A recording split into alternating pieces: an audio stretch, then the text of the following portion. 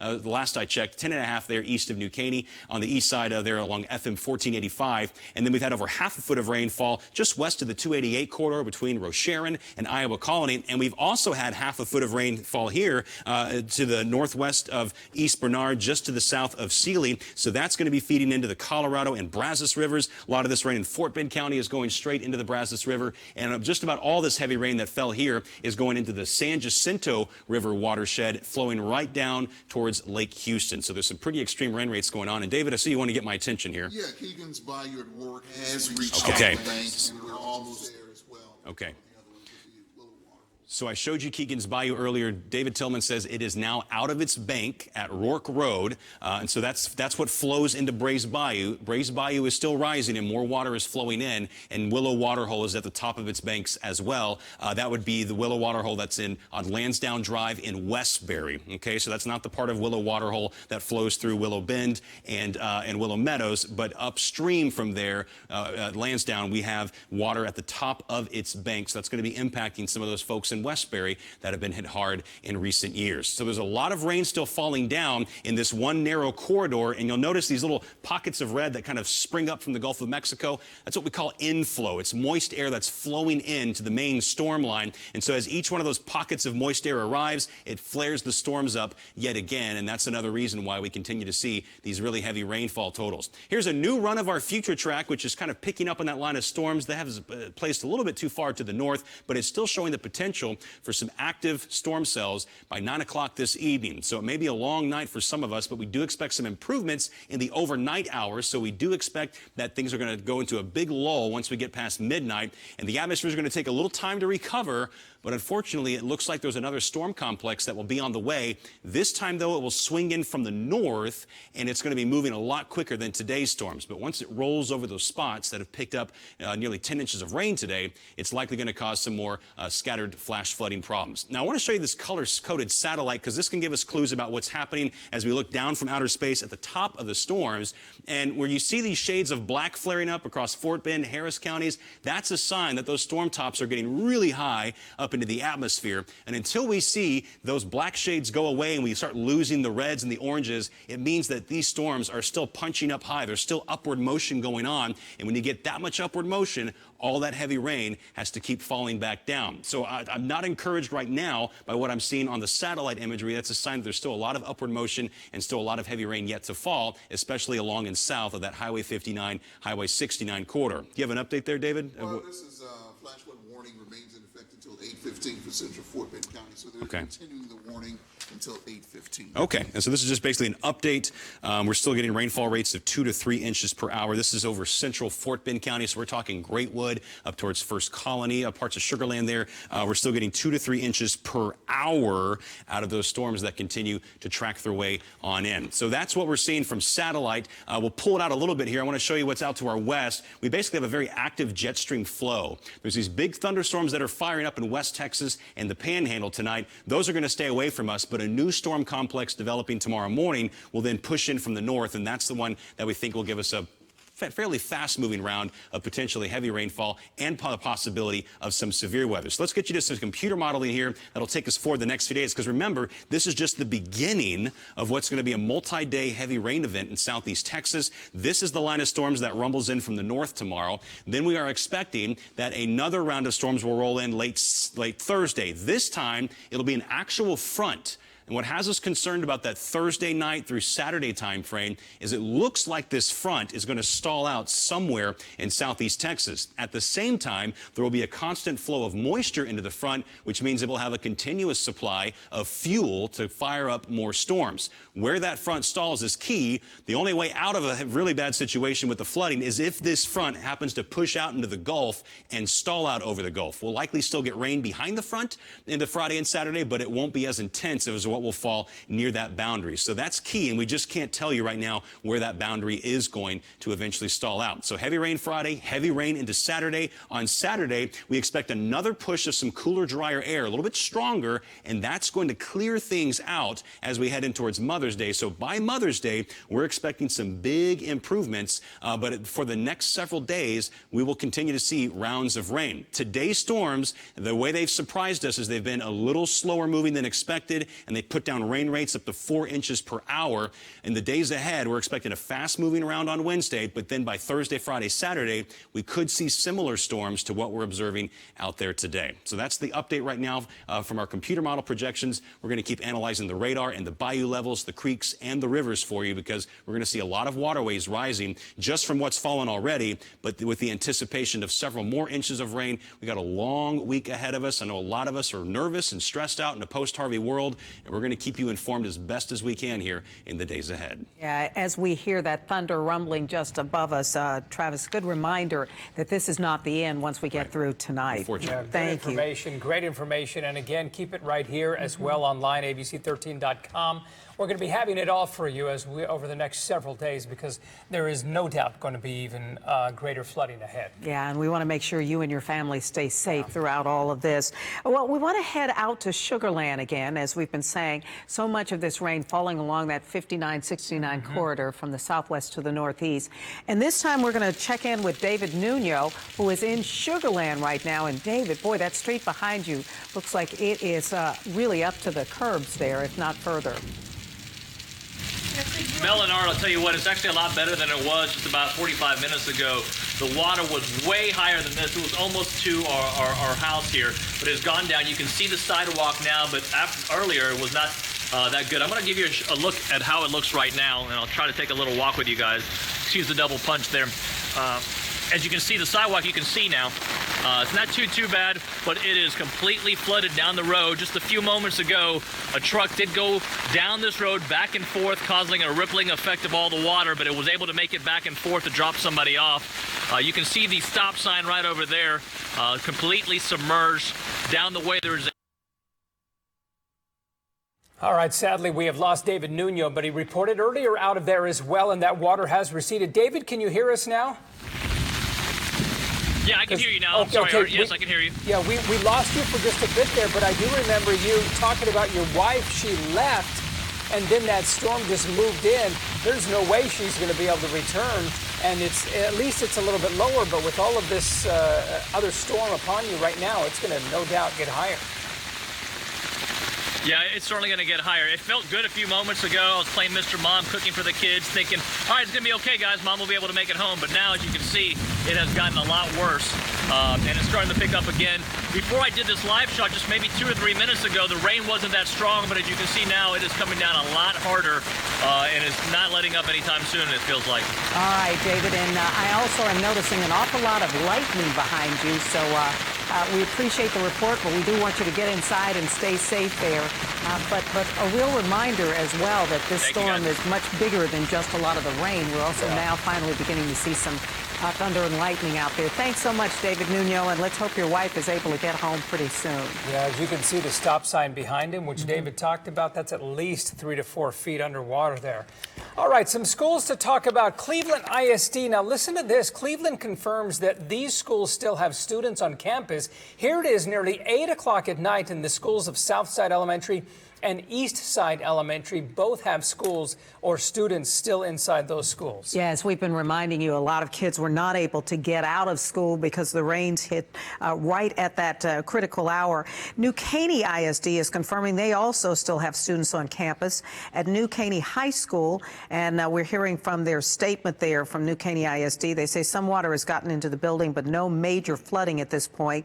All students at the campus are safe, and they're urging people to look at the district website for the latest information. Also, Porter High School kids still there on campus, and then a whole bunch of them there in Humble ISD. Yeah, check out Humble ISD. Now, keep in mind, Humble ISD, New Caney ISD, Cleveland ISD, all in the northeast side of town. Kingwood Park High School, Kingwood Middle School, Woodland Hills Elementary School, Foster Elementary School, Elm Grove Elementary School. All of these schools still have students on campus as of 7:30 p.m. So here we are nearly 8 o'clock.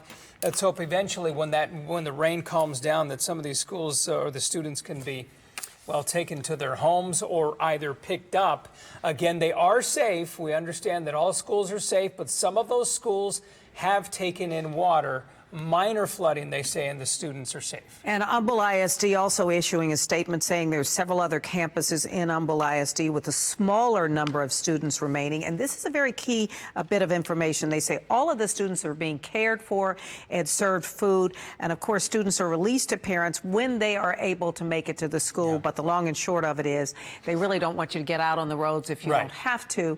Your kids are safe and eating well and probably getting a chance to hang out with their friends a little bit more than they expected to today. But we did want to let you know a number of schools being affected. Yeah, and because it came so strong, so hard, so fast in the middle of the afternoon when they're trying to pick up their children, and they weren't able to do so because of, I mean, we saw numerous abandoned vehicles on the northeast side of town. And not to mention at least one school bus there that had taken on some water.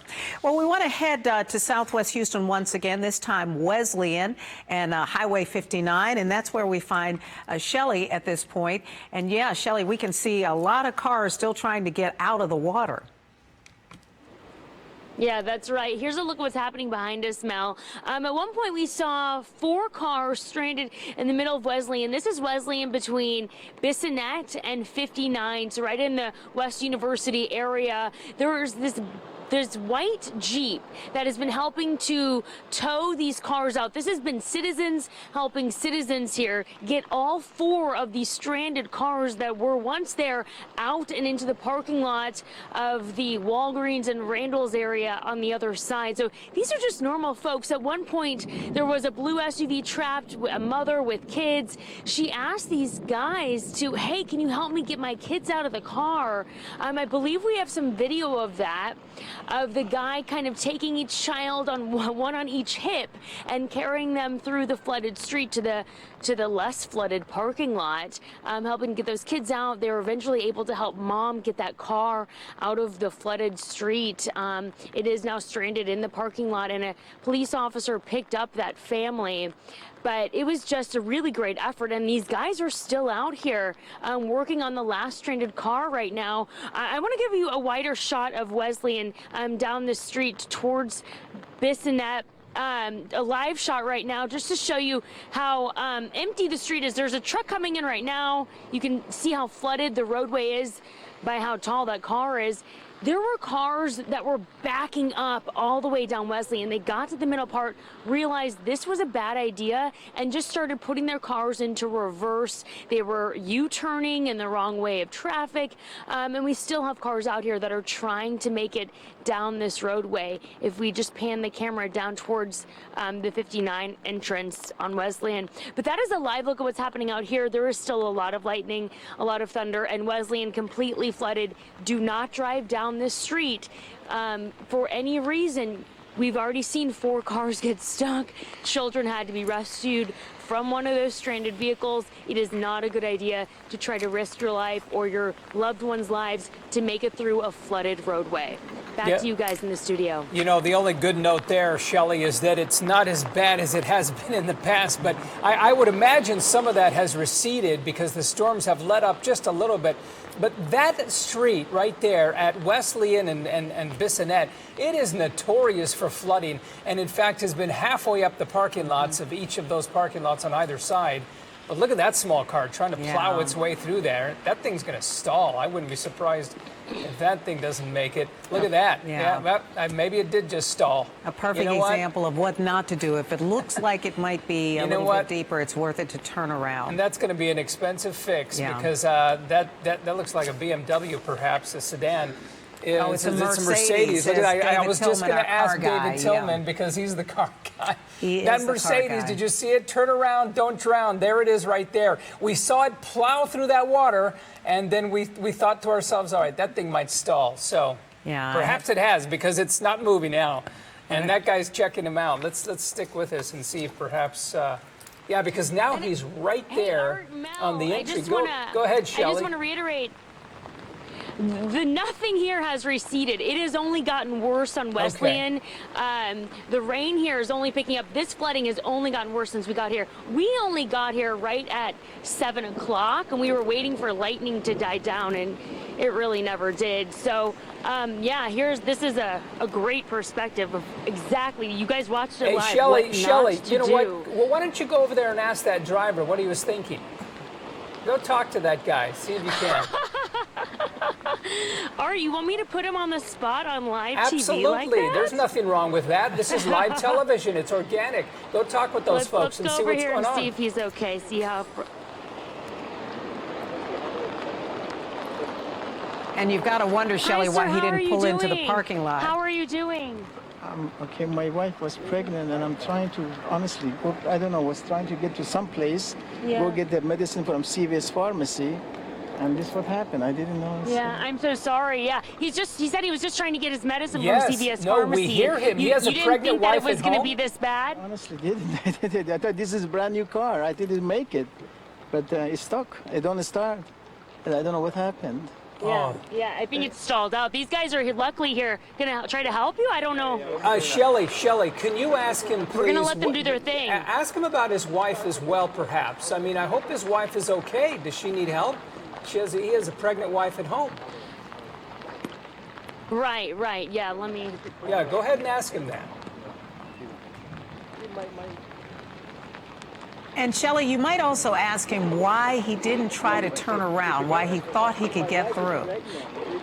Sir, does your wife need help at home? Well, I don't know, honestly. I think she has low pressure. I mean, She's low blood pressure? Low blood pressure. All the way over. All the way over. So they're working to help him get him out right now. I think this may be a successful because the driveway is right here, so that's the good thing. Yeah, one of those parking lots that's a little bit higher, and hopefully he can get in there. But he's a perfect example of so many people. They think, I've just got to run to the drugstore. I just need to get out and take care of this one thing. And they assume they might be able to get through. And then as we witnessed live on TV, there it was. The water was just simply too high for him. This part? I mean, this far? This car. Oh, when did I get this car? I think about a year ago, year and a half ago. Oh, he just got the car too. It's just brand new. Well, they work to, yeah. 7 miles, 7 miles, 26,000 miles, about 26,000 miles. Yeah. It's a brand new, I mean, it's a 2015. Do you guys want me to? I don't know if I could do anything. Do you want me to? Sure, get in there and help, Try. Shelley. That sounds good. She's going to get to work there. You know what? The This man's going to get out and try to do it. I get out. I need to help you. I mean, Yeah, he's going to try and help push his own car out Thank you so there. much. Let me put And it's so sad because you felt the concern in his voice. Yes, absolutely. That I'm just trying to help my wife. She's pregnant. I need to get some medicine. I need to. So now they're pushing it out. And this has been fortunately for him, there were two gentlemen standing there who had already helped a couple of other people. Right. That's the other thing we always see in a situation like this, and that is these spontaneous heroes, people who just sort of walk up and say, I'm willing to help you. Absolutely. When you're sitting there in the middle of the water wondering, oh no, what do I do now that the car has stopped? But we see that over and over again. Such a testament to the city that we live in, that everybody is your neighbor when you need help. Well, in a situation sometimes like in this. the worst of times, and we've had so many of those, just brings out the best in people. Look at that. Now they have like 3 or 4 guys back there just helping push that Mercedes out of the way. And we watched it live right here, plowing through the water and then just getting stuck as a result. Yeah, and just a warning once again, if you find yourself out there and the water gets high, always a good idea to try to find a driveway or a parking lot that's a little bit higher. Absolutely. And just, in a matter of minutes, there he is out of that deep, deep water. All right, let's go to Stefania now. She is in Rosenberg. That area, Fort Bend County area, just been getting hit so very hard. And I hope no one's trying to drive through where you are, Stefania, because, wow, you are pretty deep there. And, Stefania, we know how tall you are, so that's really giving us a sense of how deep the water is. I was actually going to touch on that, Art and Mel. I'm no shorty. I'm about almost 5'10", and I have on long boots, thanks to my photographer, Noe, and the water is past my knees. It's coming up to my thighs. In fact, when trucks are passing by First Street here near Highway 36 and 59 in Rosenberg, it's creating a wake like the ocean, and the water is like going up and going into my boots. So I'm pretty much soaking wet. Earlier in my last shot, I showed you guys how cars were stuck in the middle of this impassable road here. We've now seen tow trucks come to get those cars. We've seen citizens taking action, rescuing people from their cars, including a young baby. And you have dozens of people who have came up this driveway here into the gas station. You see one car was stuck right here. A lot of people standing outside. There is nowhere to go at this point. We almost didn't make it here ourselves. The water, as you saw, is up to my thighs. You have people who have been sitting in their cars right here.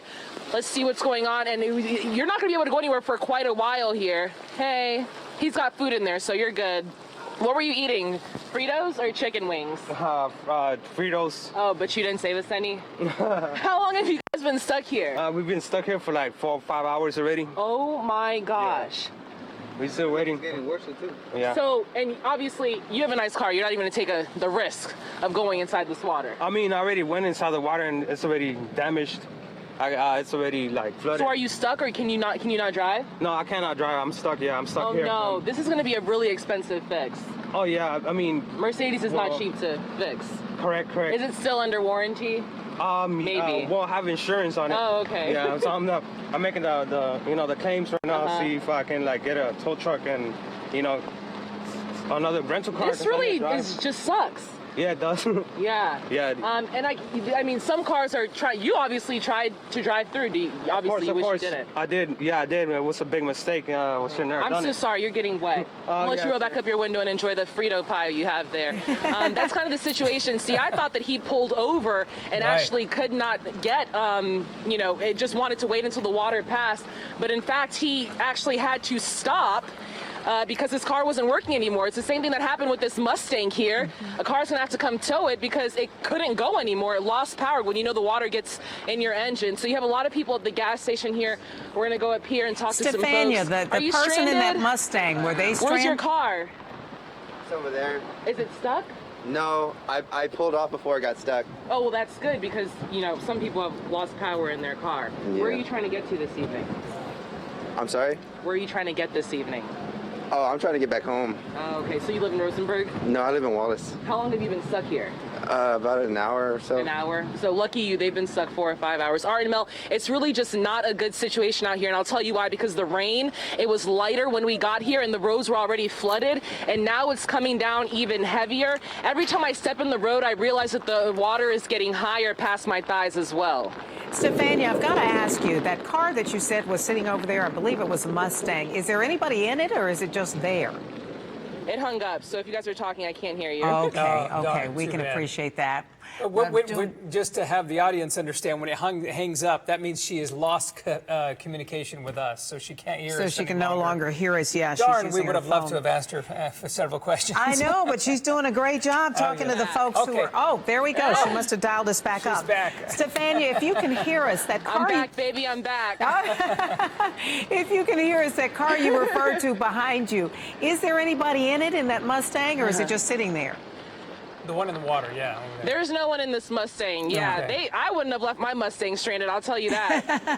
But you don't get, we've seen so many, we've just seen dozens of vehicles throughout the city already stranded because, there's just no place for them to go. And once it dies, it dies. You know? Mm-hmm, exactly. And you know what? Every single intersection here, you can't leave out. So you have to stay on higher ground, these gas stations. But here's the thing. Look at my feet right now. The water is starting to rise, and it's going to get to these cars soon if this rain doesn't stop. That's the bad thing about this, because before the water was only down here. You see it gets deeper and deeper. But as the rain comes, it's only starting to rise. It's just getting worse.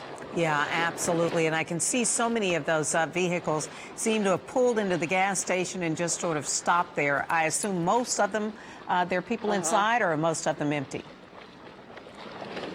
Yeah, most of them, there's people inside, and as you heard the first guy, they've been stuck here for hours. And look at this car here. You have a car that's stuck in the median. That's what cars are doing. They're pulling onto the median for safety. It looks like they're almost debating whether or not they want to drive through the water. I would tell them, no, don't try it. But some folks, they want to try anyways. It's pretty deep, and it's only getting deeper. If you're lucky, you'll make it through. If not, you're going to get stuck. That pickup truck is certainly thinking about it right there. There's also a white SUV. He is. Just right over there. Is that person waiting as well? The white and the white SUV? Let me see.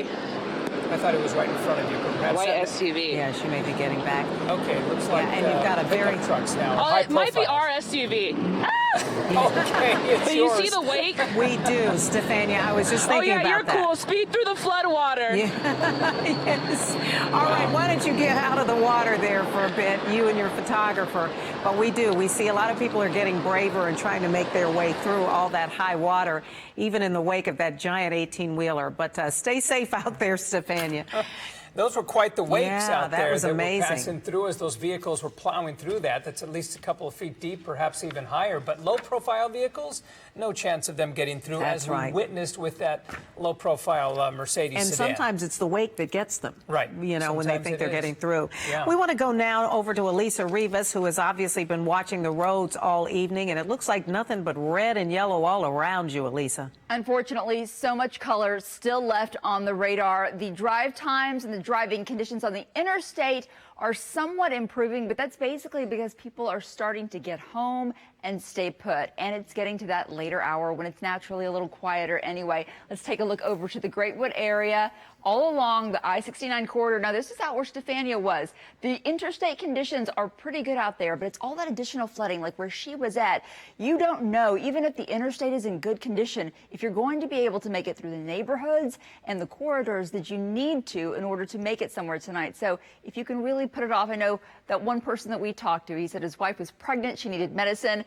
I get it. That's why he went out, but if you're just going out to get a snack or something like that, you can't do without your Diet Coke, you need to pass on that this evening. Let me show you why. We've got some cameras right now.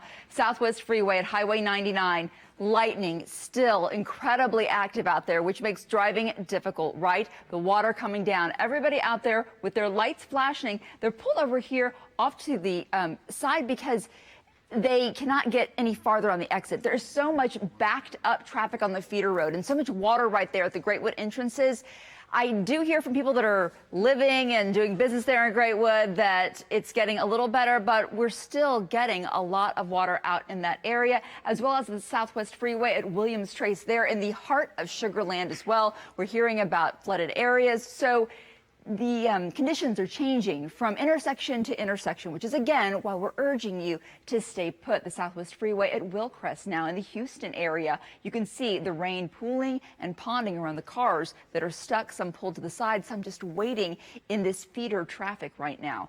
Also, we want to tell you that when you're going out along these corridors, you may not be able to see as well, right? Because it's getting late and you cannot tell, even in the daylight, how deep that water is. So again, we're urging caution. It's only getting more dangerous as you lose visibility out there tonight. So if at all possible, please stay put. Travis and our entire weather team, they're here to let you know when it is safe, or when the weather at least has passed for this evening. Thank you, Elisa. Appreciate it. Such trouble on the freeways, even at this late hour. And Travis, you look like you have some breaking information. I've got some new information. Some might say, well, of course, but we're now under a flash flood watch until 2 o'clock in the morning. We're looking at 1 to 2 inches, fairly common in this zone, highlighted in green, but there are some spots that will get greater than 4 inches. When you have this kind of a setup, you usually don't put a cap, so greater than 4 inches in spots is possible. This is in effect until 2 o'clock in the morning, mainly because we have a boundary in this area south of I-10 that's been sitting nearly stationary, and the rainfall rates in these storms are already at 2 to 4 inches per hour. Also, a new flash flood warning has just been extended for Fort Bend County until 11:15. Let's zoom down there. According to the Weather Service, they're saying that rainfall of 6 to 15 inches now has fallen in central Fort Bend County. And the rainfall rates in these storms are still about 2 to 3.5 inches of rain. All this water is going to try to eventually find its way into the Brazos River. So we're expecting some big rises on the Brazos River and headed downstream. When you get over a foot of rain in one day, you're going to see a big rise there on the river. So prepare for some river flooding in the days ahead downstream into Brazoria County. The river was already rising, already swollen. Well, we've just added over a foot of rain now into that watershed in some of these spots. So this zone is continuing to get pounded over and over again by these heavy rainfalls, these heavy rains. And so we have a flash flood warning in effect until 11:15. Some of the locations included in the flood watch are Sugar Land, Missouri City, Rosenberg, Stafford, Richmond, Town West, First Colony, Pecan Grove, Mission Bend, Meadows Place, Needville, Pleak, Fairchilds, which is one of the spots that has gotten closer to a foot of rain, Beaver, Beasley, Kendleton, Thompsons, Greatwood, which has also had over 10 inches of rain, New Territory, 5th Street, and Cummings. Remember, in this kind of a situation like this, turn around, don't drown. If you are under a flash flood warning,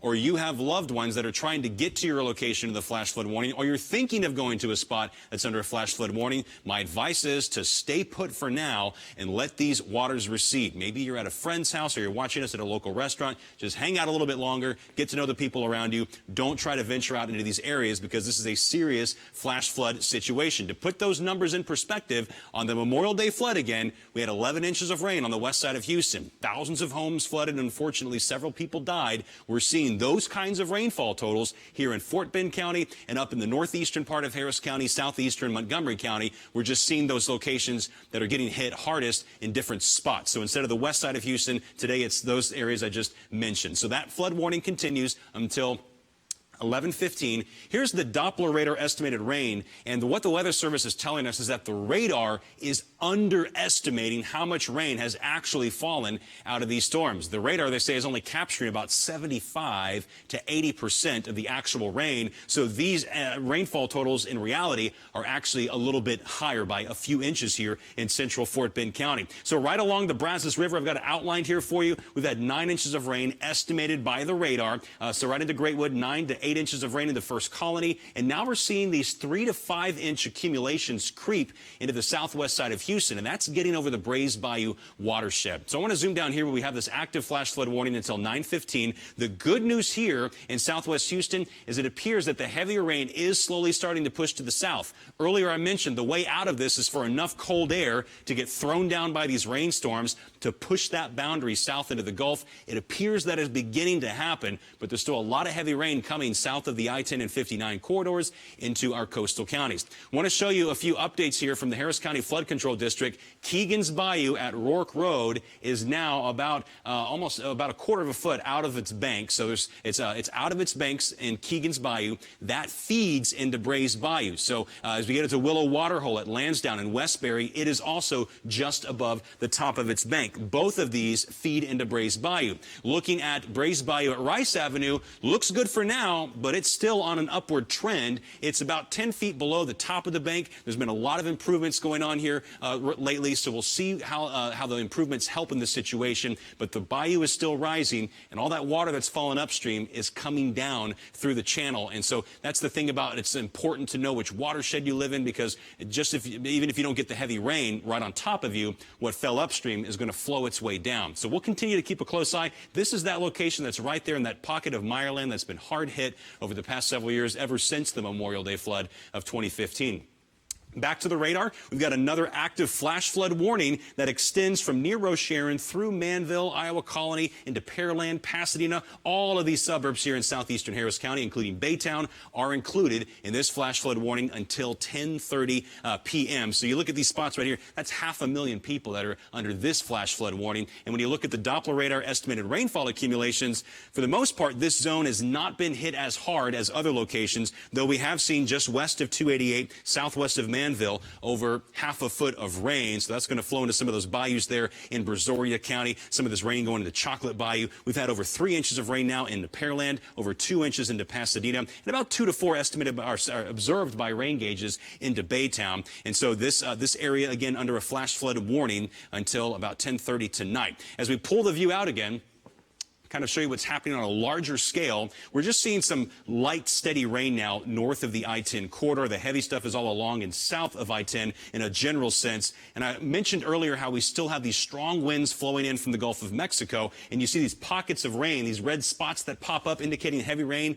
Each one of those is a fresh wave of moist, unstable air coming in from the Gulf. And so as it hits the main line, it flares the storms up again. But if you do notice, we are seeing at least a southward track now of that line. It's slow, but it is starting to move slowly off to the south. And if that cold pool can get stronger, it'll move a little bit quicker down into the Gulf of Mexico. But for the time being, all these communities here, Fort Bend County, northern Brazoria, southern Harris, northern Galveston, you're going to have some rounds of very heavy rainfall to deal with, and you're going to pick up those additional 1 to 2 inches on the low side and over 4 inches on the high side. And anytime you get more than 2 inches in 1 hour, that's what's going to cause flash flooding on the streets. The streets will start to flood when you exceed 2 inches in an hour in most of our neighborhoods. I've been showing you this color-coded satellite because it can give us clues as to whether or not the storms are weakening. When you see the shades of black, that indicates very cold cloud tops and a lot of heavy rain is going to fall down underneath. Well, we're still seeing all these shades of black here over Fort Bend County into Harris County. We need to see these begin to tamper down before this shows any signs of letting up. So for now,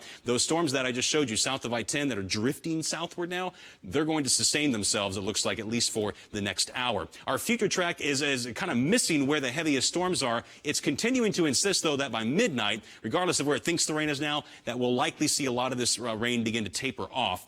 So let's hope that's the case. We should catch a big break through the overnight period once we get beyond midnight. There could be a few scattered showers in the morning.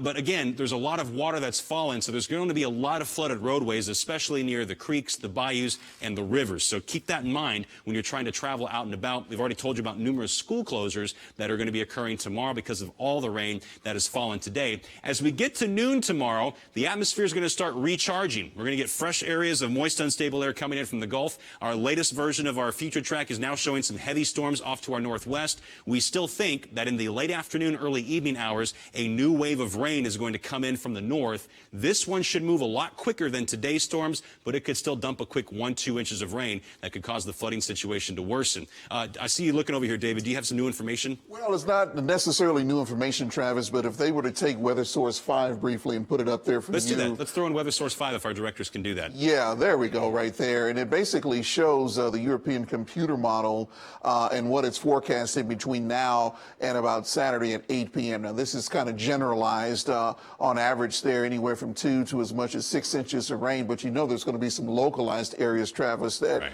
pick up even more than that. So we have a lot more rain coming on top of the heavy rain that we've gotten so far today. Unfortunately. And yesterday we started talking about these 5 to 10 inch accumulations that would be common. Right. Some have already gotten over 10 inches in one day in a few spots. And we were talking earlier that there could be some spots conceivably that are going to get over 20 inches of rain in isolated locations before the end of this. We just can't tell you exactly where that's going to happen. So tomorrow's thunderstorms coming in, they're going to be on the strong side. 70% chance you'll get additional rains tomorrow. And as that line blows in from the north, if it holds together, it could be packing some gusty winds as well. Then Thursday, Friday, Saturday, that's been our biggest concern for a more widespread flash flooding event. We say event because this boundary is going to come in, a weak little front, and then stall out.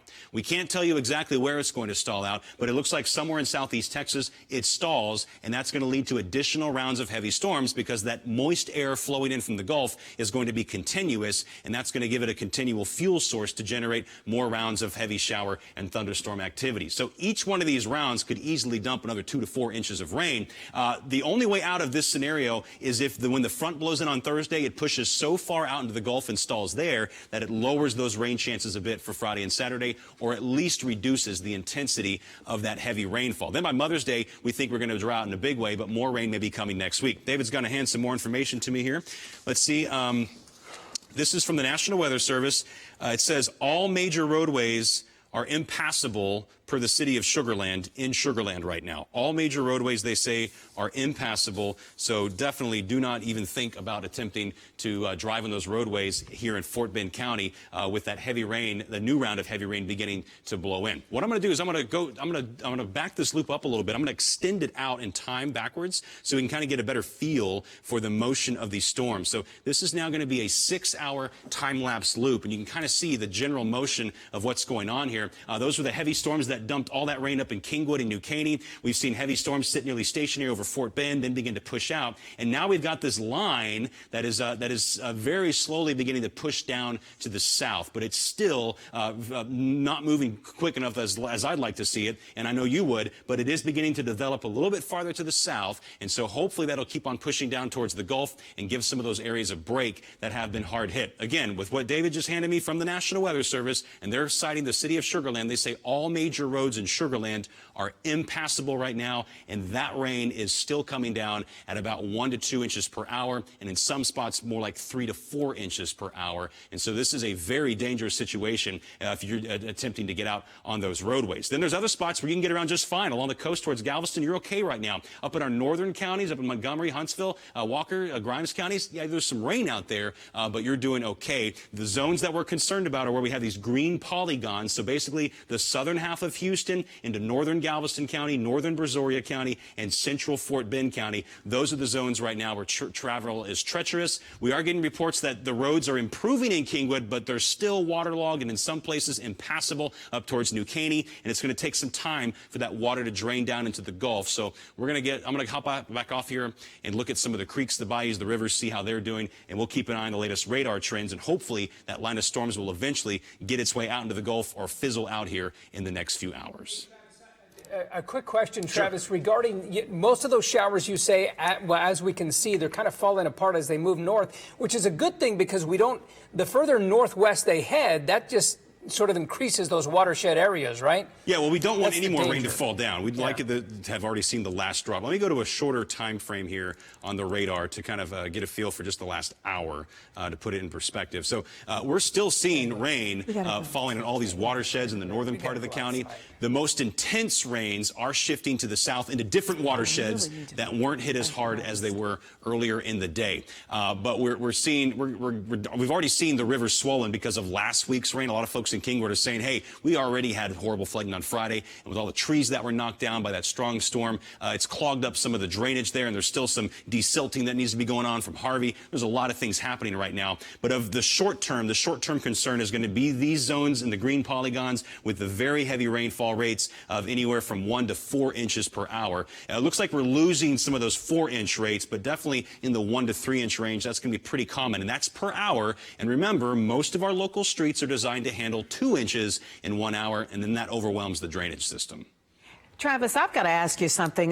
Just a few minutes ago when we talked to T.J. Parker, he was in the Great Wood area, and he alluded to something that all of us are very nervous about, and that's Harvey. Right. And that resident there said that it is worse today than it was during Harvey. You said there's a real difference there, and you wanted to sort of elucidate, if you will. Right. So Harvey was a 5-day rainfall event, and there were certain times, especially that Sunday, August 27th, when we saw just tremendous amounts of rain fall in a 12-hour period. Most of that, though, was confined to the Clear Creek watershed and into the Dickinson Bayou watershed. That's where we saw those rainfall totals over 5 days hit 60 inches. Most of us in 5 days around Houston, Harris County picked up about 30 to 40 inches of rain, and then other areas towards Fort Bend County picked up more 20 to 30 inches over 5 days. Excuse me. Today alone, we've had 10, and the Weather Service says in Fort Bend County, 16 inches of rain, and most of that falling in a 6-hour window. And so when you get that much rain in a very short duration time period, it's going to lead to all the horrible flooding that you're seeing right now. So again, Harvey was more of a prolonged rain event, and in most cases, people that are getting hard hit today did not see those kinds of hourly rain rates and those 6-hour rainfall totals as what we observed during Harvey. And so when you get that much rain in a short period of time, you're going to see widespread flooding. And again, this is kind of like Memorial Day flood, like rainfall totals, but in different spots. So instead of the west side of Houston, Harris County, it's been over central Fort Bend County and up here between Kingwood and New Caney. So we're seeing different results than what we saw during the Memorial Day flood. We're seeing different results than what we saw during Harvey. And it all has to do with where the rain is falling, how much it has fallen, but most importantly, how short of a window did that fall in. And when you get that much rain in 6 hours, it's going to do some serious problems. And of course, as he keeps reminding us, we aren't done yet. We've got a long week ahead of us. Thank you, Travis. Thank you so much, Appreciate it. Travis. All right, let's get to T.J. Parker. He is in Great Wood area. Elisa Rivas is not there, so why don't we go ahead and go to T.J. Since Elisa is nowhere around, perhaps we can get to T.J. and we Ashley, can here go she ahead. goes. Okay. All right. Well, yeah, because we talked about the streets being absolutely closed down as a result, and in this area of Sugar Land. Right. So I think they've got TJ's picture up, but we'll organize ourselves here in a moment. There you go.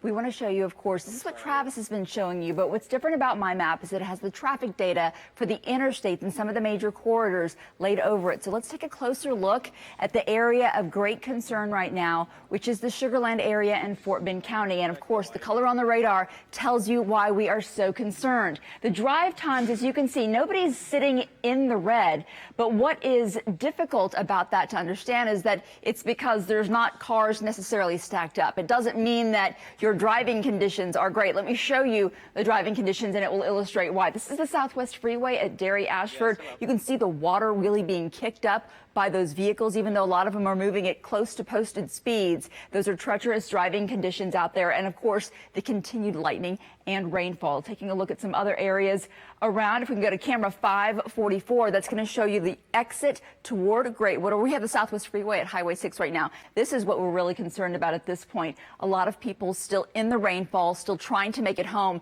even though what they'll encounter when they get out into their neighborhoods around Greatwood area, the Terrace subdivision, as we've been telling you about, and as the city of Sugar Land had let us know online that the major corridors of Sugar Land are at some point somewhere impassable. So even though you may be able to get off the interstate, your path, your route to your neighborhood may give you trouble. It's difficult to see because there's so much rain on the lens, but these are the cars all sitting at the Southwest Freeway State Highway 99 exit trying to get off. Many of them go to the right-hand side to New Territory. Many U-turn to get over to Greatwood, but the far side of the picture shows you a lot of vehicles just sitting there on the feeder road, of course, because you cannot get into the subdivision. Now, I really would love to hear more from those of you that are in the area. You can go to Elisa Rivas 13 on Twitter, ABC 13 Elisa Rivas. Post a photo, leave me a message, just shout out on social media.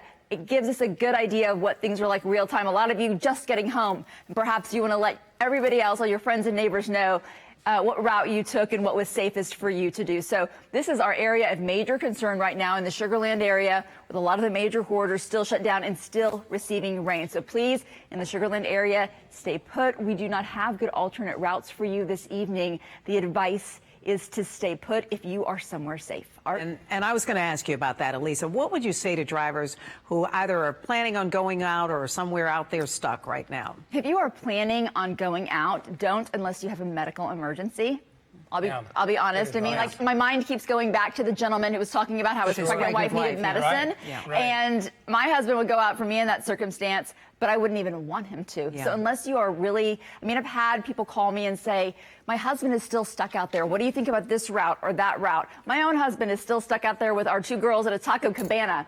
So I'm hoping, I'm praying that the nice manager at Taco Cabana stays open as long as possible. Business owners, I know Houstonians love to help each other out. So that might help out too. If some businesses that have people that are stranded can stay open a little bit longer until it can just clear and drain enough for us to find our way safely home. Well, let's hope that he's able to do so. At least he's at a restaurant, so he can have something to eat. Bathrooms and food. Yes, that's exactly right. Two of the most important things. Thanks so much, Elisa.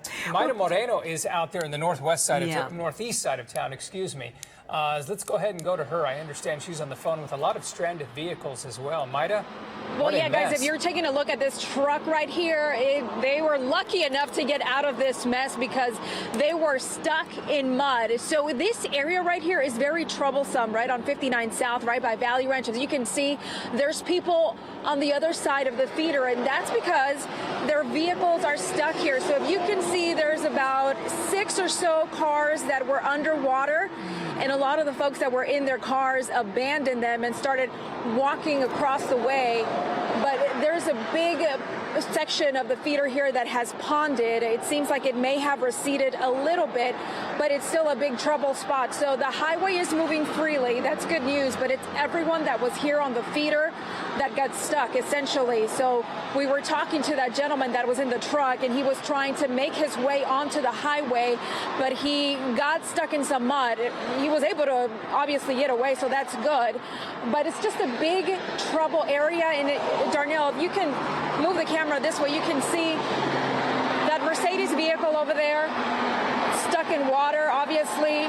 We don't know how long it's been there for. We were headed down 59 when we saw this section here, and so many people stranded, so many vehicles that had to stop. And there's a lot of people that seem to be either walking from their vehicles, not exactly sure where they're going to go. There's a gentleman that's walking towards us, it seems. I'm not sure if he got out of a vehicle or whatnot, but this section here is just very troublesome. It's going to be a while, you guys, before any of this is cleared up. It's just so sad to see something like this, honestly. Absolutely, Maida. Your heart goes out to all of those folks that are stuck out there, and we can see lots of flashing lights there to the left of your screen. Are those... Yeah, go ahead, John. I'm listening. Yeah. All right, Maida, we're listening to our producer who's reminding us that New Caney ISD is closed tomorrow. But we're looking at all of those flashing lights there. Are those all just people who are park there for the time being until they can figure out how to get out?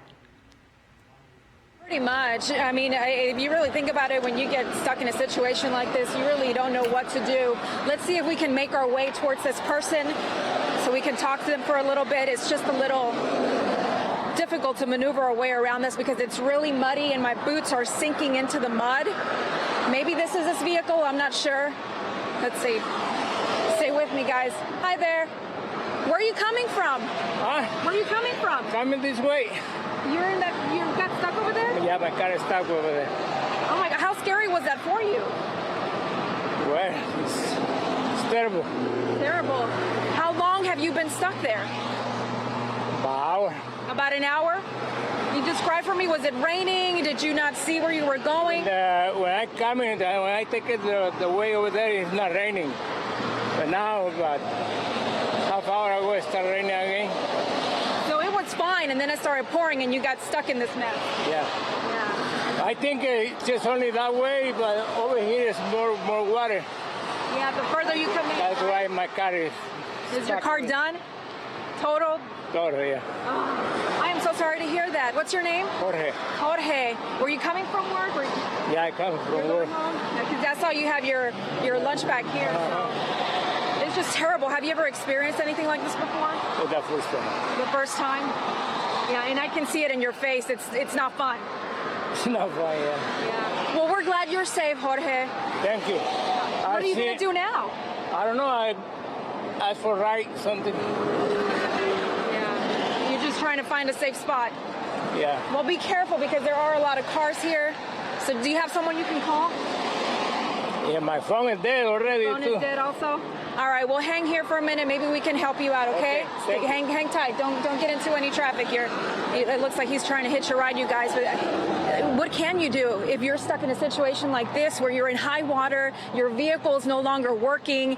It's past, 8 o'clock now? I lost track of time, honestly.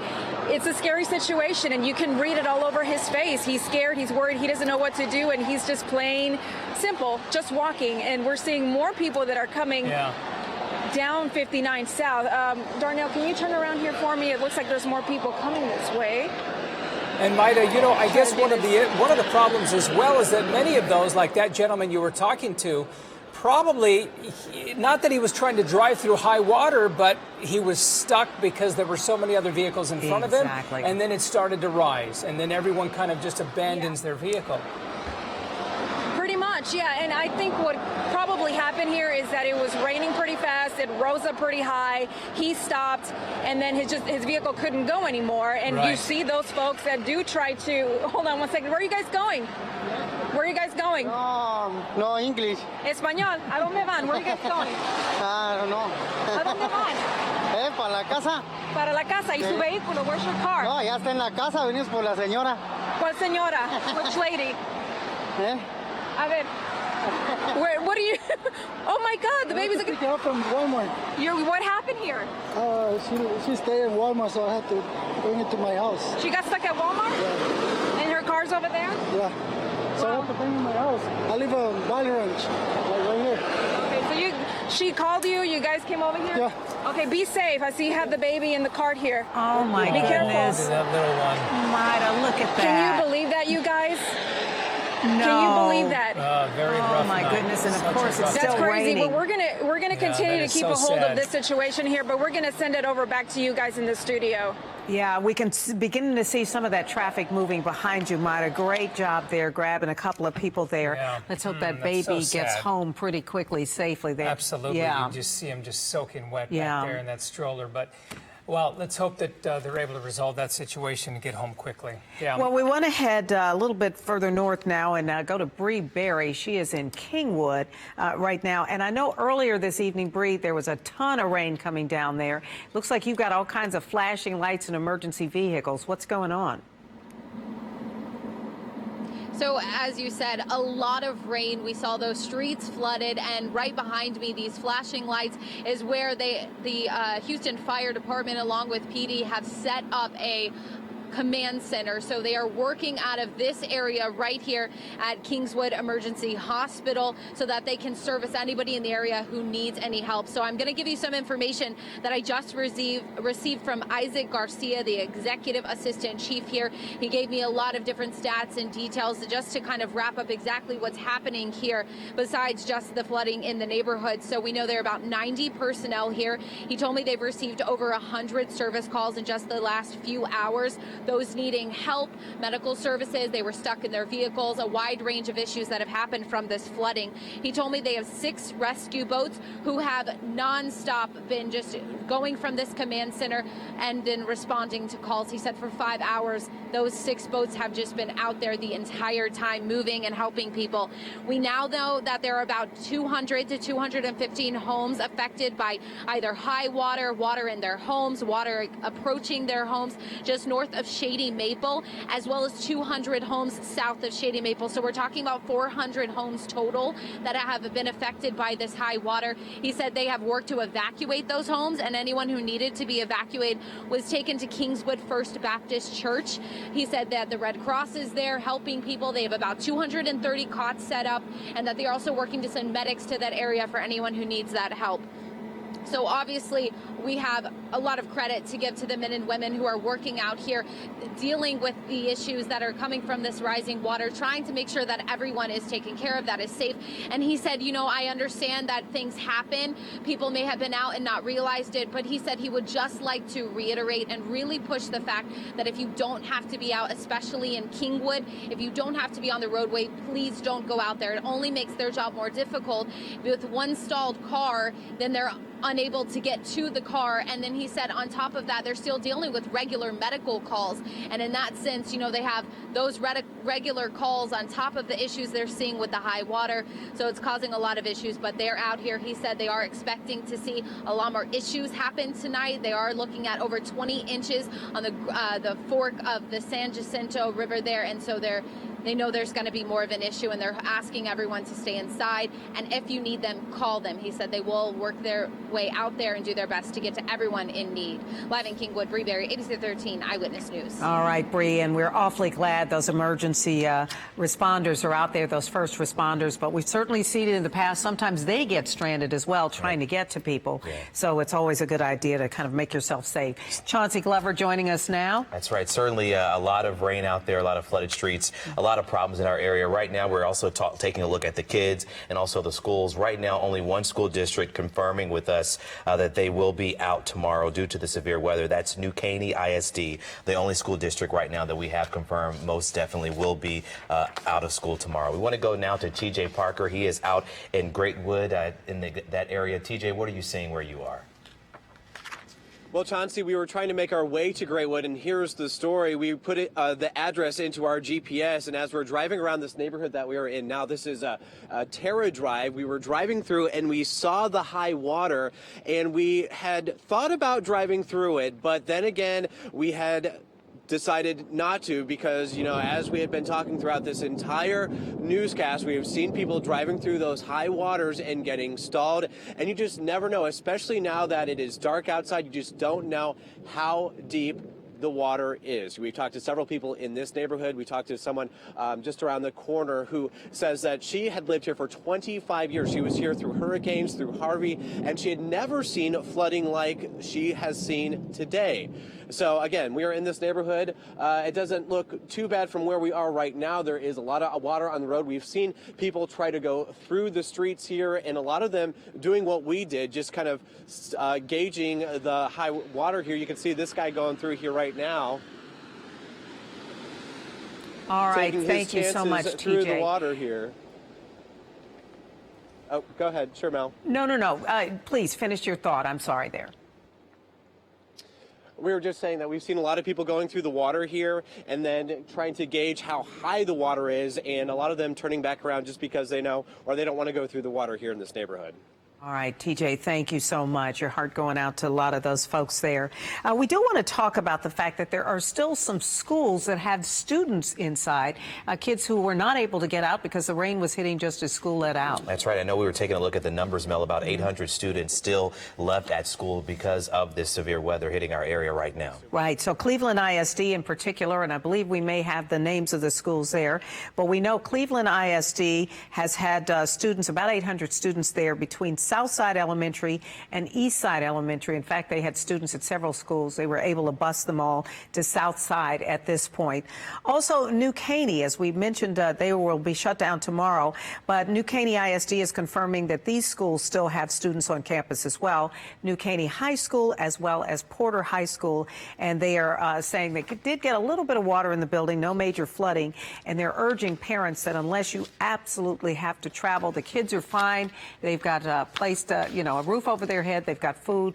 They're doing well, and they will keep us all updated on what's happening with those school districts. All right. Right now, we want to go to the telephone. We are joined by HFD Chief Samuel Pena. Thanks for being here with us by phone this evening. Chief, tell us what your firefighters are seeing out there and what's the worst area that you all are dealing with right now. Hi, Chauncey. Yes, well, thank you for having me on. Right now, our firefighters are actively working in all areas of town. Really, we have Kingwood who took heavy rain on earlier today. We've evacuated certainly the Elm Grove subdivision out there. We had about 90 people that we had to evacuate, and the Red Cross has set up a shelter out at the Kingwood Baptist Church, doing the legwork to get some of these people out of the elements. The rain seems to have subsided up there, but we're keeping units out there because we expect the rivers out there to crest. And so we're going to keep some units out there. We have 4 high water vehicles, actually 3 now. We lost one to took on some water, but we have enough resources out there to handle the expected demand. I'm on my way now to southwest Houston to see how it looks down here, but like I said, our folks are actively working in all sides of town. We do have enough high water vehicles right now deployed throughout the city, but we're expecting these things to be working all night. Right. And Chief, I would imagine your resources are really stretched at this point, since we know there's so many areas of town where people are experiencing high water, certainly up and down that 59 corridor there from southwest to northeast. Absolutely. Look, we are spread thin. Like I said, our folks are working not only these high water incidents, but the normal day-to-day demand for medical emergencies. And so what we ask is if the public does not need to be out in the street, because it's mostly street flooding at this point. If they don't need to be out in the street, to stay home and to watch those low-lying areas. Again, the old adage, turn around, don't drown, because the water can be very deceiving, and it doesn't take that much water on the street to kind of wash your vehicle away and put you in a dangerous situation. So we just recommend if you don't need to be out in on the street, stay home, stay indoors, and our firefighters are going to be out here all night doing what they do best. And Chief, that's exactly what we've been telling our viewers pretty much all evening long as we've watched these storms roll through the area. Now, you talked about that high water rescue vehicle that took on some water. Now, I've been out there in the field and doing stories with you all, and those are some pretty high and heavy vehicles. So that vehicle must have taken on a lot of water. So describe where this happened and what were the circumstances surrounding that. Well, you know what? I don't know the exact area where it happened. It was up in Kingwood, and it got into an area where the water just got into, I imagine, the electronics in it. The vehicle. We're gonna have to get a mechanic out there to get it going again. But yeah, like I said, even these apparatus that are designed to work in these environments are susceptible. So you can imagine a regular, vehicle that it doesn't stand a chance in some of these areas. So. Again, it's very, very dangerous. Flash floods happen, instantly. You can't predict it, and it's best just to stay away from the areas that are dominantly or susceptible to these flash floods, and stay away from danger. There's no reason to expose yourself or expose our firefighters and police officers who are out there trying to, do the work and evacuate people. And Chief, I'm glad you brought that up because we know there is a tendency sometimes to panic, especially when you get stuck someplace and call 911. What do you want all of our viewers to know about that? That at this point, you guys are out there trying to deal with the immediate urgency in front of you. And are you concerned about too many people trying to call right away? Yes, you know what? If it's a situation where you're not in imminent danger. And you can move out of the elements safely, well then do so. But of course, if you feel like your life is in danger and it's an emergency, please call. Do not hesitate to call. We will, like I said, we have all our units out. They're actively working, and we will service that call as soon as we can.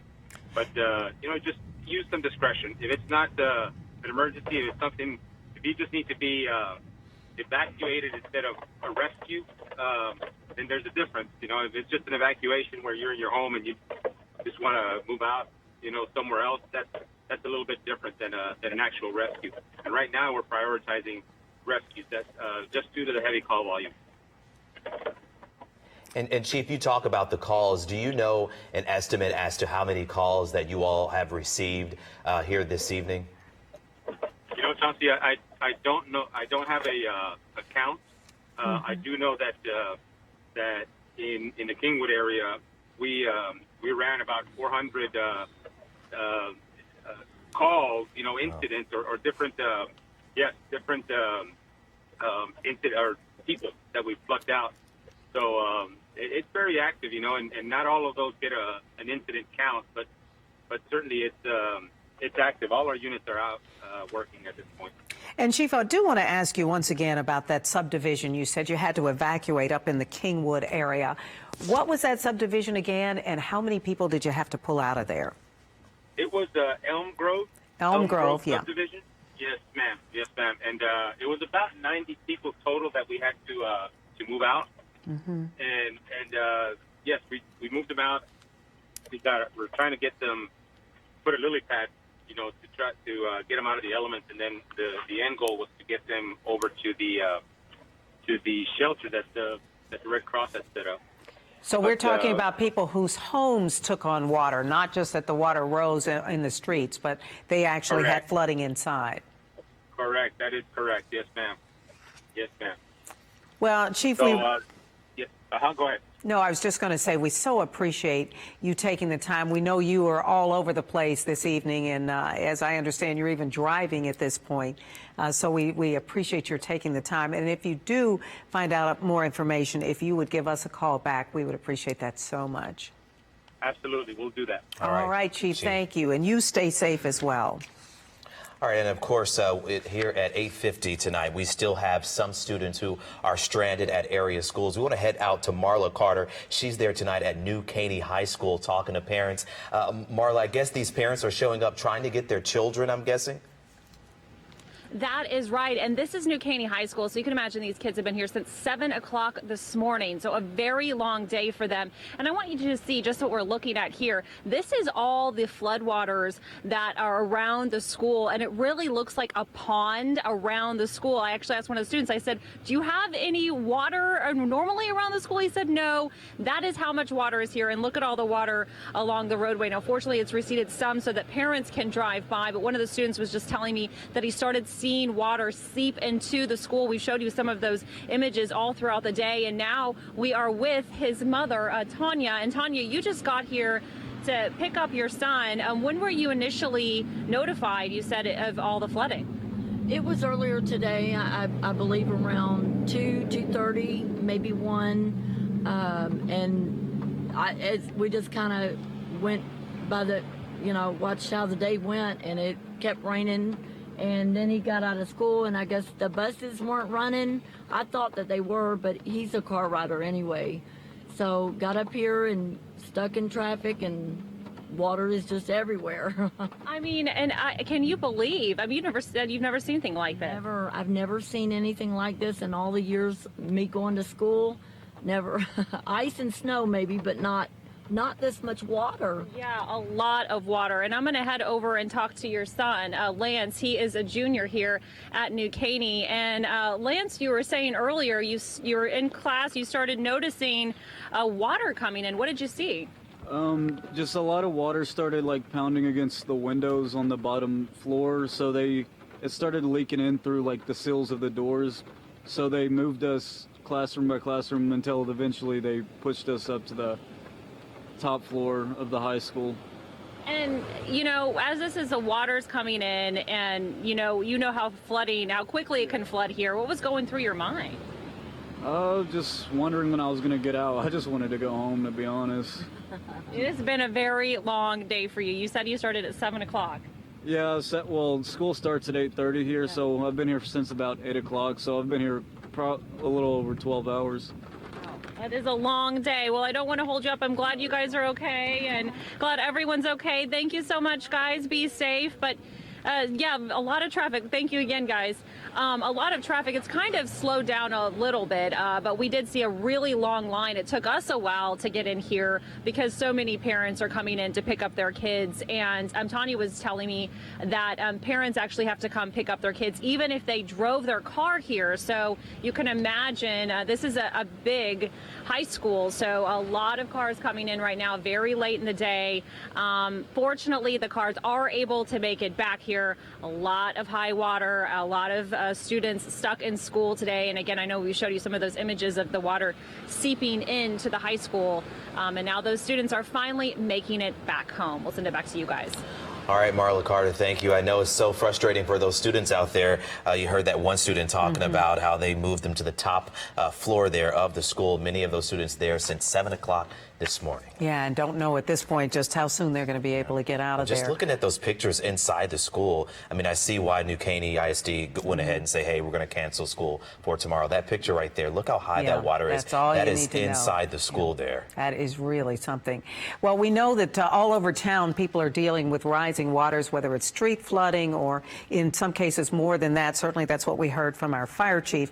Let's head back over to Travis. He and David Tillman all evening have been walking us through all this. And Travis, does it look like this rain is going to stop anytime soon? We are seeing some slow movement of the heavy storms out of Houston and Harris County, which is good news for Houston and Harris County. Bad news, though, still in Fort Bend, Brazoria, Galveston counties. All this heavy rain is slowly pushing towards the Gulf of Mexico. And basically, there's active flash flood warnings along the and south of the I-10 corridor from the south side of Houston into Fort Bend, Brazoria, and Galveston counties. And a big concern here is for central Fort Bend County. We've got a lot of rain that's fallen here. Flash flood warning continues until 11:15, and the rain's not done yet. And look at the Doppler radar estimated rainfall totals. Now 11.5 to 11.2 inches. Will pop down a little bit closer here. This is that zone that's kind of bounded by 36 on the west towards Pleak, along FM 2977, FM 7062, south of the 5969 corridor, right over Graywood. 9 to 10 inches of rain has fallen, and then it tapers off pretty quickly as you get into Sugar Land and the southwest side of Houston.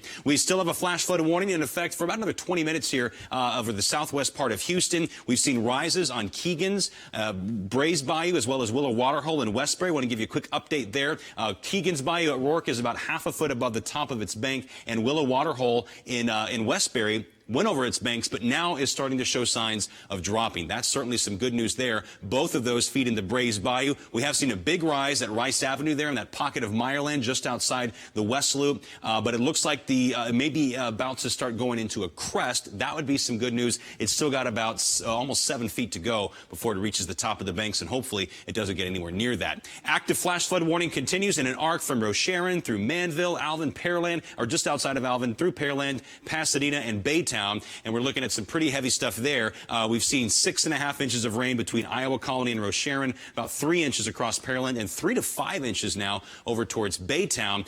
We're still seeing, though, these storms staying fairly intense and persistent south of the I-10 corridor, and our clues on satellite show they're not letting up. We're still seeing these very intense cold cloud tops indicated by the black colors, and there's more stuff developing out to the west in West Texas and the Panhandle. That's going to flare up towards North Texas, but a new storm complex is likely to blow in tomorrow afternoon, tomorrow evening. That one should come through pretty quickly, but it's going to get a lot of us with another quick 1 or 2 inches of rain. Thursday, Friday, Saturday, we expect more heavy training thunderstorms similar to what we've observed today. And when you stack it all up, most of us are going to average an additional 7 to 10 inches north of I-10 and 5 to 7 inches south of I-10 toward the coast. So this is just the beginning of several days of heavy rain, and we'll continue to monitor it for you here in the Weather Center in the days ahead. All right, Travis, thank you so much. And we've got standing by on the phone right now Mayor Sylvester Turner, who obviously has been watching this throughout the evening as well. Mayor, are you there?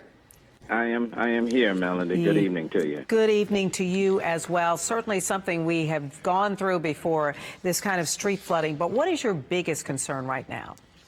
Well, my biggest concern is the amount of rainfall that might come down over the next 2 to 3 days.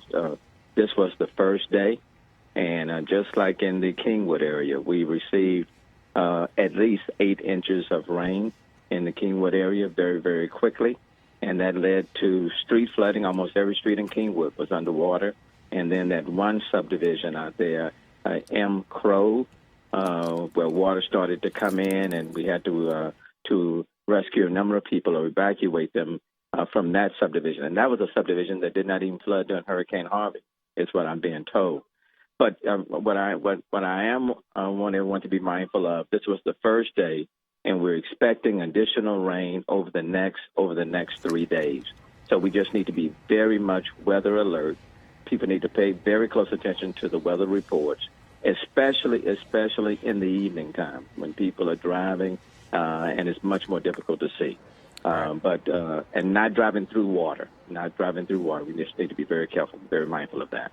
Certainly so, Mayor Turner. This is Chauncey Glover here, and I know you're talking about the additional rain that our area is set to see.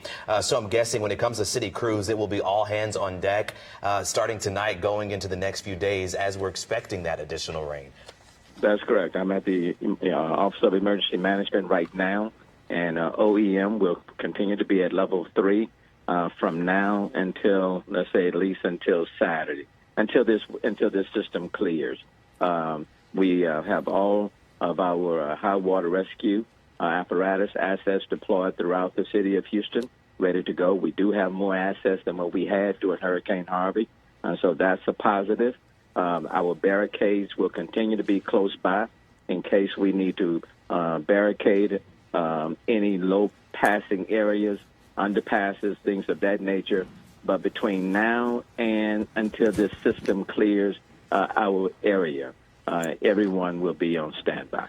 All right. Well, Mayor Turner, we appreciate that so much. We know that this is going to be a long, very busy night for you and possibly into the next couple of days, but we appreciate your time tonight.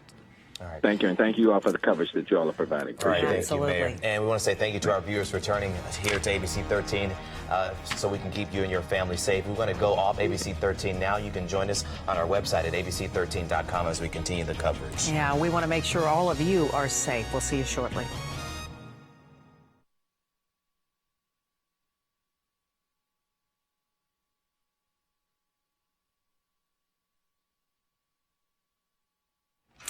And good evening to you. Melanie Lawson and Chauncey Glover here right now as we continue our live coverage on digital on abc13.com.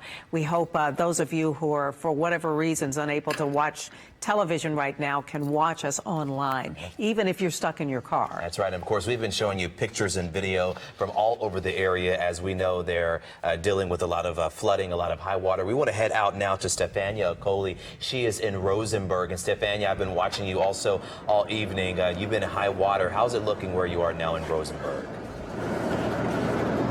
So we're still on 36. Good evening, Chauncey and Melanie. And we're actually turning around, heading back north. So we're in an area right now, as you can see, with my photographer Noe is in the back of this truck. We had a very kind, good Samaritan, Mike, who's been driving around doing some rescues, trying to help folks who are stranded, because I'll tell you, boy, there are a lot of them. Mike kind of tells what you've been seeing now as we head back north on 36 here in Rosenberg through some high waters right now. There's just a lot of cars stranded out here. You know, they it was overwhelming. People didn't expect it, and they didn't realize it was as deep as it was, and they... Yeah, exactly, and we saw a lot of cars, and here's one stranded right here. Luckily, there's no one in it right now. but we've seen a lot of cars trying to go through these waters, and a lot of times you don't realize how deep it is, and when you don't realize how deep it is, that's when you have to kind of just turn around and not risk this right here. Yes. You know, what kind of things have you seen since you've been driving around? We've pulled about 4 or 5 cars out already. People sitting in their cars, they just didn't want to leave their car. And here we have something going on right here. It looks like they were stranded. They pulled off to the side and could no longer go. Looks like a trucker might be helping these folks here on the side. Again, we're on 36 in Rosenberg. I guess he might help them pull them out. Let's get out and check it out. Stefania, as you're getting out of the truck there, I know Noe is in the back shooting. Is your driver at all worried sometimes when he hits some of these high water areas? Well, he's got a big truck with some big wheels. I kind of asked him the same thing, before we went in. So I wanted to be sure. I took them off. Because we don't have time to be getting stuck. No, we're live, by the way. Are you trying to pull it out? No, he's got the dump truck. So it looks like he's got a mic on as well. Battery. Since like 5:30. Yeah, we seen you. Really? Yeah. It's been 10 years since I pulled up the DMV earlier. How long have you been stuck? Since about 5:30. 5:30, and what happened?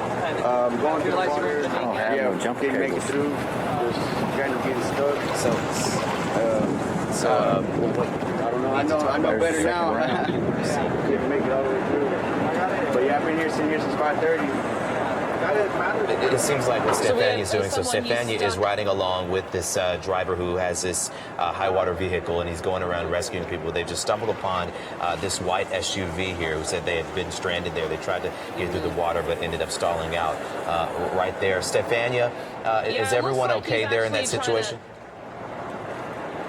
Yep, everyone is just fine. He's trying to get his car going again, maybe pulled out or kind of recharged. And these are the guys that we were driving around. And you can see no one was prepared for this, really. I mean, he's got water going up to his jeans here with sneakers on. He doesn't have on a jacket, and I'm sure you're cold. You just got off work. And you're doing more work. Kind of just tell us why you decided to come out, with your truck. Well, I mean, if this was my wife or kids, I would want somebody to help them. So, Yeah. Absolutely. And Stefania, the good news is that the rain. Stefania, I was just going to ask you, how long has he been out on the roads driving around helping people? Mike, how long have you been out on the roads? A couple hours now. A couple of hours? Yes, ma'am. He said he's done about 5 rescues, and I'll tell you guys what, like the visual where we are now, you can't really tell how high the waters are, but look at this truck here. I mean, this is a pretty big truck, and even they are turning around here.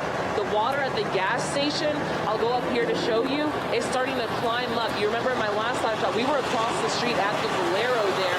This is a shell across the street, and a lot of people, they've been stuck here for 5-6 hours now. That's like almost a whole work shift if you're working just a regular day. But the water, it's so high that it's going into the Shell gas station. People who are stalled out are actually parked, and they still can't move, even when the water does go down. I know you said earlier that you saw some abandoned vehicles, some people who apparently just kind of parked their cars and then took off. Are you seeing more people who have decided to stay with their vehicles tonight? Yeah, we still see a lot of abandoned vehicles. Some of them have even floated kind of out of the road. Sir, how long have you been stuck here? I've been stuck here for about an hour and a half. I finally had somebody just push me into a parking lot over here. And I just trying to go back to be sure the valuables are out of it and what have you. Yeah, and so is your car did it power off? Yeah, it powered off. You drove through the water? Yeah, well, it's all the way for 2 miles. It didn't really get that deep till right over here. You just couldn't tell. And it just stalled out and started kind of floating around a little bit. Yeah. Were you here during Harvey? No, I was not. Oh, okay, neither was I. Yeah. But I remember seeing the images, Melanie and Chauncey, from Phoenix, Arizona, where I was 6 months ago, from Harvey, and it's just incredible. We drove down another street here near Highway 36, and I saw doors open, and people's houses were flooded out. It's so reminiscent of what happened there, and it's just incredible to see this, because really this rain hasn't been going on for that long.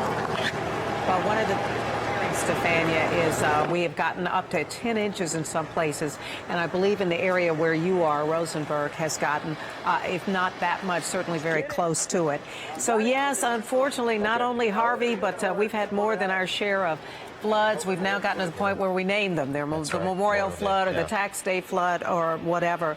Stefania, we're going to go ahead and stop now and talk to David Tillman for a few moments, but we appreciate your getting out there and chatting with some of the people who are stuck. And Melanie, we just talked to the mayor a few moments ago, and he shared some good news, talking about they have more resources, more barricades, more of those vehicles than we did whenever Harvey hit. Yes. So that was good news there. So this seems like the city and the crews are a little more prepared this time. He says they've already deployed out those crews, and now they're on a level 3 and will be working until Saturday, as we're expecting that more rain come. Right. Although, unfortunately, we heard from the fire chief that at least one of those high vehicles has already gone under because of all of this rain. But as you indicated, a lot more people being called in, and those high water vehicles have actually been purchased since Harvey. We do want to get on over to David Tillman, who has been following this all evening. And David, you continue to kind of bring us news. I remember at one point you said it looks as though all of the major roadways in the in Sugarland area have been impassable. Are we looking at any improvement in some parts of the city? I would say there is some slight improvement, guys, in what we're seeing in parts of Fort Bend County, and we'll look at it on the radar coming up in just a moment. There's still some areas of heavy rain that's falling there in Fort Bend County, just like the live shot you just saw with Stefania just a moment ago in parts of Rosenberg. But the storms are becoming just a little bit more patchy instead of that serious, just solid area of training thunderstorms that was over there just a little while ago. I'll show it to you coming up in just a bit. First, here's a look at the flash flood watch that goes until 2 o'clock in the morning for basically Harris, Chambers, Galveston, northern parts of Brazoria County, all of Fort Bend County, and all of Wharton County. That's where the concentration of the heaviest rain has been so far this evening. Here's a Keegan's Bayou at Rourke. It is out of its banks at this time by just about a half a foot at this particular time. It looks like it continues to rise at this time, so we'll continue to watch the Keegan's Bayou. Typically, when it comes out of its banks, you begin to get that flooding there on some of the roads there in the Stafford area, and that's part of what we have seen so far this evening. Here's the Willow Water Hole. This particular one very briefly went out of its banks, but it's now back within its banks at this time, just a tiny little bit, but at least it's back within its banks and probably not doing any major flooding right now. Here's the Brays Bayou at Rice. It has not made it to top of bank just yet. It's still several feet below, I believe about 6 feet at this time. However, it has been rising at the rate of about 4 feet every couple of hours or so. So we're going to continue to watch the Brays Bayou at Rice as we continue to get this heavy rain falling across parts of the area.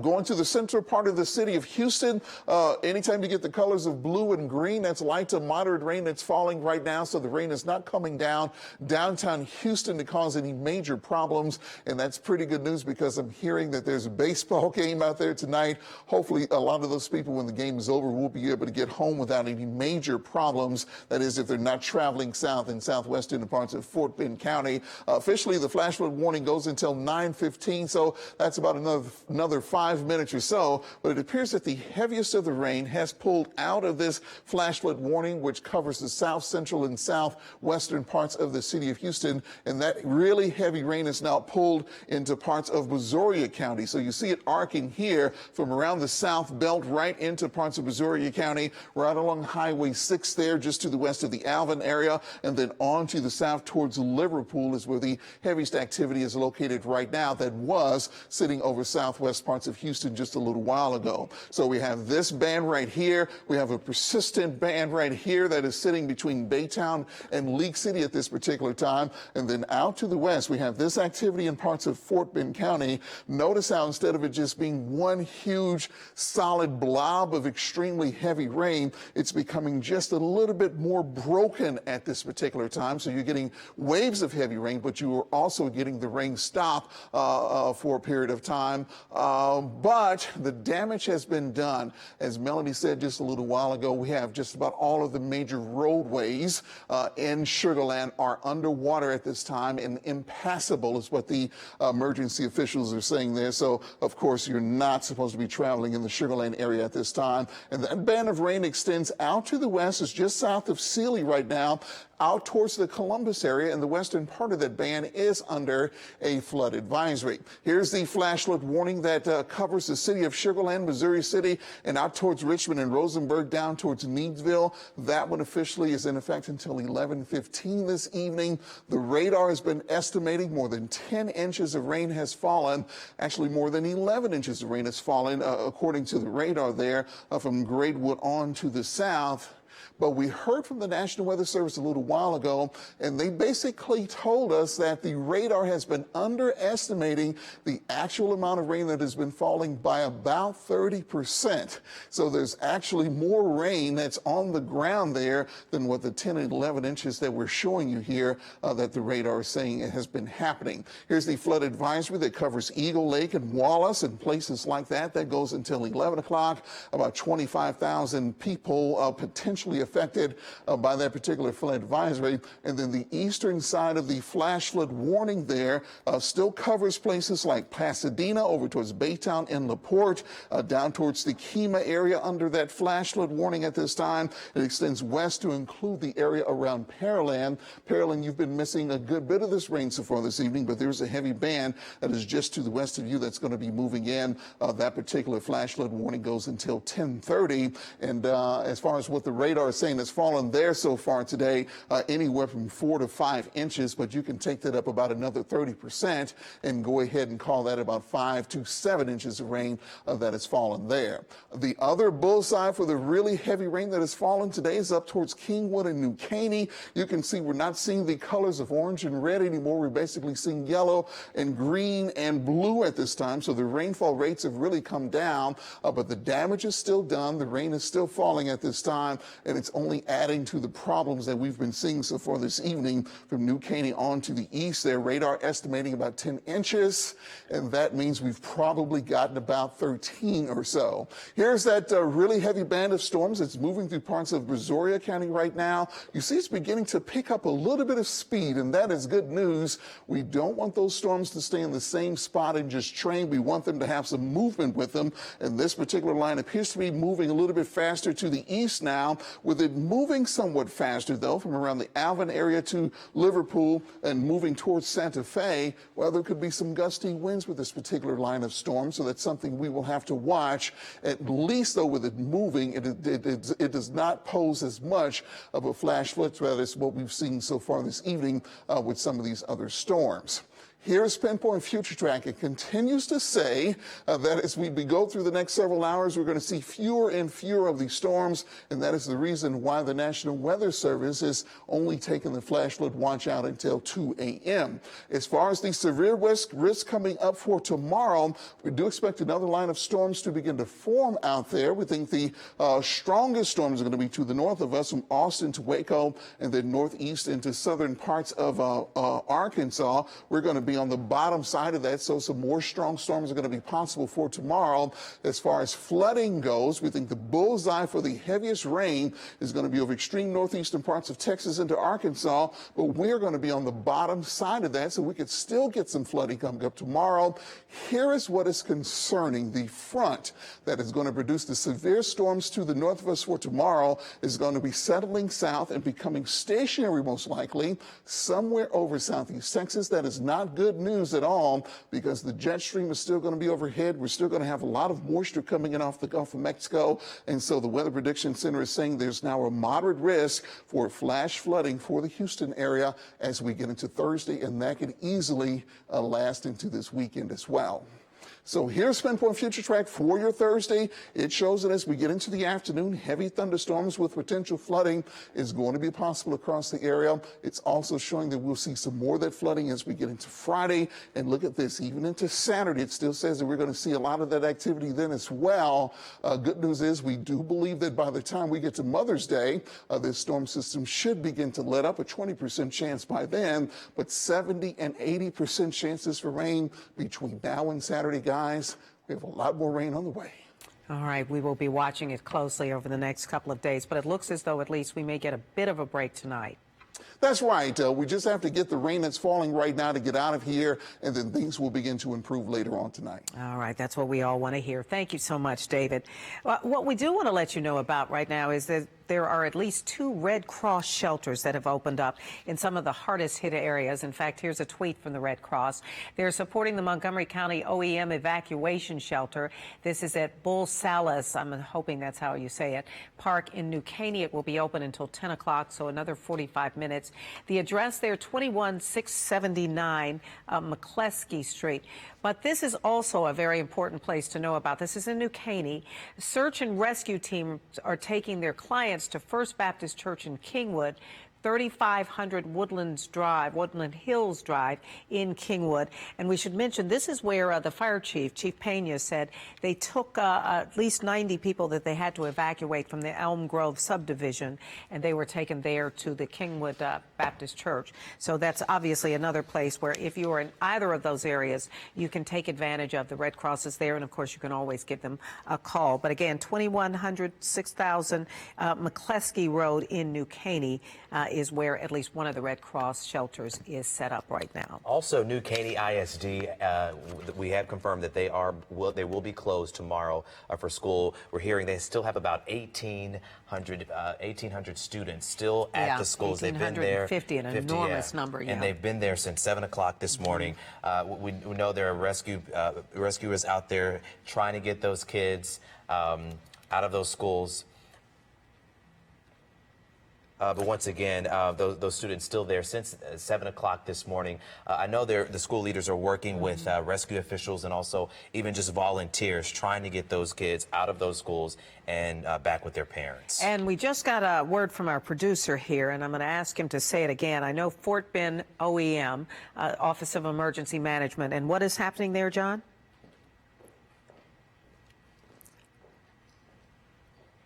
Okay. All right, and here's the information he's giving us. All tolls have been waived on Fort Bend Parkway right now, West Park Toll Road and Grand Parkway in Fort Bend County. And no doubt good news for folks trying to get out of the heavily flooded areas. Use these routes if they are clear instead of trying to take those flooded roads. Go home to high ground as soon as you can and make sure that you are safe. So again, the tolls have now been waived on Fort Bend Parkway, West Park Toll Road, and the Grand Parkway, all in Fort Bend County. We know they have gotten a real wallop tonight in terms of the amount of water, and they don't want a lot of people on side roads. If it's possible for you to get to those toll roads, you can take them without worrying about the toll. Right. Right now, we want to head out back to Kingwood, one of the hardest hit areas there. Bree, where are you and what are you seeing? Well, right now we're standing right where the Houston Fire Department and HPD have about 90 personnel set up here for their command center. You can see right behind me, we're here at the Kingwood Emergency Hospital where that is set up. And you can see it's pretty dark out here. That's because they're running off generators. So no power out in this way, something we're hearing a lot of homes are dealing with. A lot of power is out in this area. But this command center here has been running about 100 service calls. That was the last I heard from Isaiah Garcia, the executive assistant chief, and that was probably about 30 minutes ago. So I assume they've had more than that at this point. 100 service calls. They've been just using their 6 rescue boats to go out and take care of anyone, whether it be their home is flooded or their car was stranded. He said they've been just working tirelessly to make sure everyone in this Kingwood area has been taken care of. And I know that, Melanie, you had just mentioned the Kingwood Baptist Church. They are indeed set up in this area. Like you said, they have the Red Cross there. I was told they have about 200 cots. They're welcoming anyone. The HPD and the fire department here did set it up so that they could send some medics over to that area just to tend to anyone in need. And we're also learning, and something in that Garcia also told me was that about 400 homes are dealing with some sort of flooding or have been affected by this high water. They haven't gone in them to see exactly how extensive the damage is, but he said that he had all of their personnel on foot, door knocking in that area and just checking on everyone. He said sometimes they would have to go back and double check on a neighborhood because at one point it wasn't so bad, and they would go back and they needed to evacuate people. So, you know, as we're out to this evening, or if you have somewhere to be, you know, his biggest thing is just asking that everybody stay off the roadway because it's not safe, and they have to send their personnel out there, not to mention anyone who has just a regular medical call. But he said if you are any danger, any concern, please call them. That is why this command center is set up, so that they can give services to anybody in need. But the best thing is just stay off the roadway. And I would like to say, you know, these men and women have not taken a break. It's been almost 6 hours now that they are just running these calls and taking care of everyone. So we absolutely give them a round of applause for all the work that they're doing, just trying to keep everyone safe tonight. Live in Kingwood, Bree Berry, ABC 13 Eyewitness News. And what a good point. Our first responders, we really just could not exist without them, and we appreciate their dedication and their sacrifice on nights like this. And we heard HFD Chief Pena talking about 400 calls or 400 incidents that they had to, go to there in that Kingwood area alone. He also talked about that one subdivision where they had to evacuate everyone because their houses were taken on water there. Yeah, Elm Grove, at least 90 people already evacuated in that area. And one more reminder from the fire chief, and that is to call 911 only if you are in danger. And not necessarily because your car is stalled out. So we want to head now to Kingwood, and TJ Parker is there right now. And TJ, it doesn't look like the water behind you has gone down very much. Yeah, Amel, it has not gone down. We do want to say some good news, though, because I have been out here for several hours in this same neighborhood, and we've been trapped kind of in this neighborhood because of the rain. But the rain has finally stopped, so that is the good news for right now. But it has already done its damage, as you can see. This is a Terra Drive at Savannah Moss Drive. And you can just see how high the water is on the road. And Wes, you can take a look at this car here. That car seemed to have stalled out here. Sir, is this your car here? No, you live in this neighborhood? Would you mind talking to us for a second just about what we're seeing here? I mean, have you ever seen anything like this before? Not like this, no. Actually, it took me, I work downtown, and it took me like 3 hours to get home, and I live in the middle of the block there. And so, like I said, I tried to get home this way, and I parked my truck up there because I didn't want this to happen. So, I mean, but never like this. Never. Right. 3 hours. You say you work downtown. It took you 3 hours to get home. Yeah, I work on... what was the commute like, I guess? Talk about that. Okay, well, the commute, I normally take 59 home, but I had to take 90 to 59. I mean, it was awful. Just getting through the medical center was bad, man. Wow. Yeah. And you'd never seen anything like this Not before? like this, no. Not like this, and I've been here 18 years. 18 years, yeah. We had spoken to a family earlier who said they were here during Harvey and didn't see anything like this. No, like I said, I've been here since 2001, and never this. So, and we did get a little water into my house, but I mean, I was able to tell my son what to do. He packed the front door with towels and maybe about an inch, but my garage flooded. So just kind of doing anything you can to keep the water out, right? Yeah. And I was looking at the water line on the garage, and I mean, say for instance, this is the bottom of the door. The water line was up here. Oh my gosh. Yeah. Wow. And so what are you doing out here now? Just. Oh, I'm going to get my truck. Oh, your truck's down there. Yeah. Because I mean, I was wanting not to drive through here. Yeah, so you're going to try and make your way through here now? No, I'm going to go around the block and then come up there because, like I said, I live in the middle of the block there. So, and I noticed that the water receded over here. So. Gotcha. Okay. Yeah. Well, good luck to you. Thank you so much. Good luck. All right. So that's the scene out here. We'll have another update for you coming up, I think, in the next half hour. But guys, we'll send it back to you. All right, TJ. I'm certainly hoping he's able to get around because it looks like the water is awfully high. Our hearts go out to all of those people. You know, he said he works downtown. It took him 3 hours to get home. Yeah. He gets to his neighborhood. He can't get home. He had to park his truck and walk all that way. And a lot of our neighbors are having to deal with that. Yeah, So, and he's echoing what we've heard over and over again. For a lot of people, they have not seen it this bad, including Harvey. We do want to tell you once again about those Red Cross shelters. We know of 2 at this point.